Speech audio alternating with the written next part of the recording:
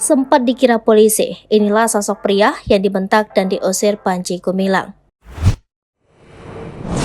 Viral video Panji Gumilang yang membentak dan mengusir seorang pria di lingkungan Pondok Pesantren Al Zaitun Indramayu akhirnya terungkap siapa sosok pria tersebut.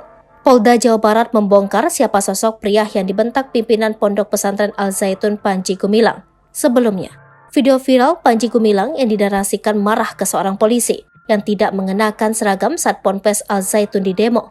Dalam video itu, Panji Gumilang menegur pria itu untuk tidak merokok di kawasan Ponpes Al Zaitun. Selanjutnya, Panji Gumilang meminta pria tersebut untuk menunjukkan surat tugas dan menyuruhnya pergi.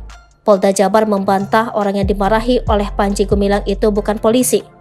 Dilansir dari YouTube Tribun Medan, Kabid Humas Polda Jabar, Kombes Ibrahim Tompo mengatakan, pria tersebut bukan polisi dan bukan pula intel polisi.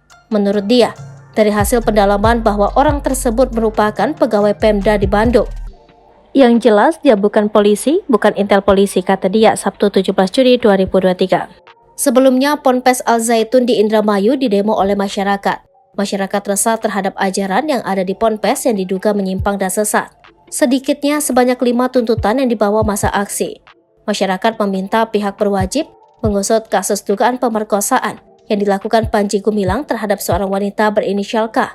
Selain itu, warga juga menuntut dugaan ajaran sesat Al Zaitun dan melibatkan MUI dan Kemenak. Selanjutnya, kepemilikan tanah yang diduga Ponpes Zaitun merampas tanah milik rakyat.